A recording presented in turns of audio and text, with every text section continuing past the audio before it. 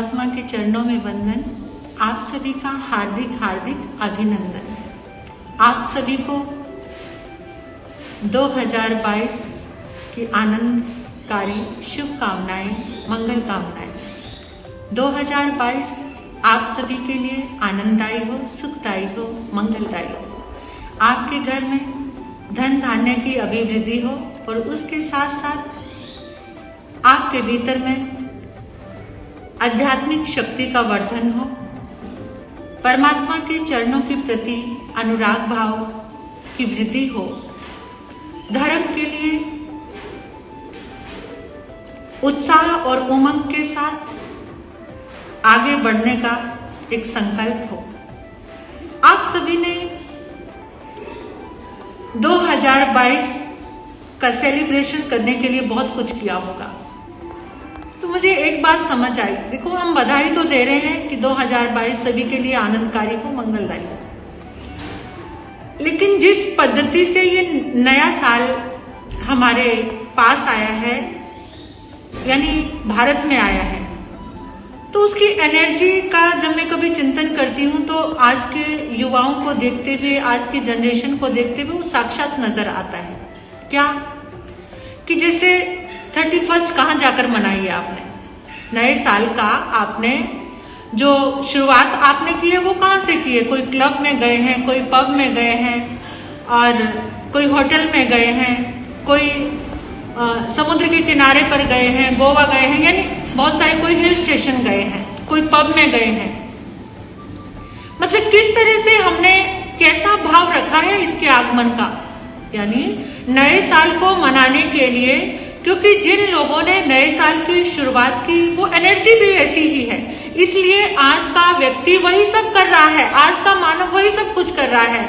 और दूसरी तरफ मैं कंपैरिजन करती हूँ कि हमारे भारत के ऋषियों मुनियों ने जिस नए साल की पद्धति का एक परंपराबद्ध, एक सुंदर सा संकल्प लिया था, यानी एक नए साल को जो हम विक्रम संवत के नाम से जिसको जाना जाता है, जब उसका आगमन होता है तो नेचुरल हमारे जो मन के भाव हैं वो एकदम सादगी से भर जाते हैं, उत्साह और उमंग से भर जाते हैं, और एक मन में भाव आता है कि हम पूजा से, आराधना से, किसी सत्संग से इसका शुभ आरंभ करें। तो क्या ये नया साल इसी मौज मस्ती के लिए है? इस नए साल का वेलकम हमने ऐसे करना है कि हम बस थोड़ा कुछ खाया पिया या कुछ पार्टी की या कुछ ऐसी चीजें की और नया साल मनाते हैं हम? नए का मतलब क्या है? जो पुराना है उसे छोड़ना है और नए का सेलिब्रेशन। क्या हमने कोई संकल्प लिया है कि हम कुछ नया करें? कैसा नया? किस चीज के लिए नया करें हम? क्या नया करें हम? हम बहुत सारी चीजों की लिस्ट अपने जीवन में बनाते हैं, हम ये करेंगे वो करेंगे, लेकिन नहीं करते। तो आज एक संकल्प लेना है हमने इस नए वर्ष के लिए। वो क्या संकल्प? कि हम प्रकृति का रक्षण करेंगे, हम जीवों का रक्षण करेंगे, हम अपने जीवन में बैलेंस करेंगे, हम खुद को जानेंगे। कुछ ऐसी चीजें हैं कि जो हमारे जीवन के लिए हानिकारक है, उन चीजों को छोड़ेंगे, परमात्मा के चरणों के प्रति कुछ अनुराग भाव रखेंगे, कुछ नया संकल्प लेंगे, जिससे हम अपने आने वाली संस्कृति को बचा सकें, हम आने वाली अपनी पीढ़ी का रक्षण कर सकें। जितना हम प्रकृति को बैलेंस करेंगे उतना ही हम कुछ नया कर पाएंगे। बहुत सारा उपद्रव बढ़ता ही जा रहा है, फिर से तीसरी वेव यानी कोरोना का आगमन हो गया है। उसके लिए हमने क्या सोचा है? उसके लिए हमें क्या करना है?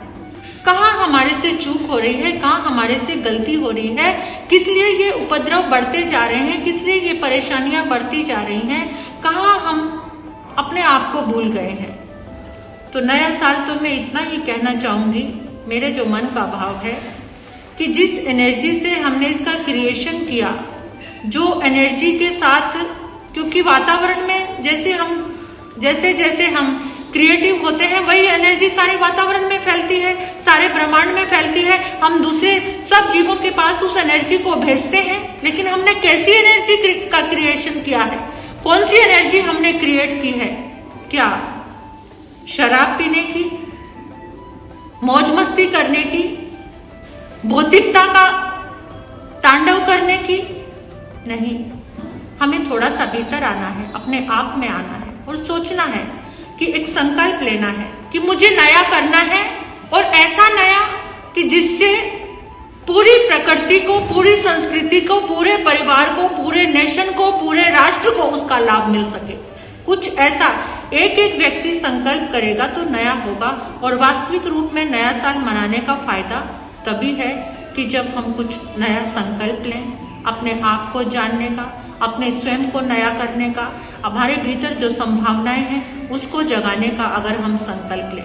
जगह जगह पर आयोजन हो रहे हैं, नास्तिक किसी चीज की नहीं है। कुछ धर्मात्मा लोग हैं जो मंदिरों में जाकर नया साल मना रहे हैं, किसी धार्मिक स्थल पर जाकर मना रहे हैं, लेकिन मोस्टली ज्यादातर लोग कहाँ जा रहे हैं, कहाँ भटक रहे हैं, कहाँ पर नया साल मना रहे हैं जाकर के।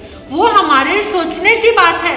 आज इस पूरे वातावरण में जो ऊर्जा बह रही है, जो ऊर्जा प्रवाहित हो रही है, वो भोग की है, वो स्वच्छंदता की है, वो भौतिकता की है। अगर जब तक हम उसको रोकेंगे नहीं, तब तक हम इस उपद्रव से बाहर नहीं निकल पाएंगे। तब तक ये नेचर, ये प्रकृति हमारा साथ नहीं देगी। और इसको साथ लेकर चलना है शुद्धता, सात्विकता, मर्यादा, इन चीजों का हमें पालन करना पड़ेगा।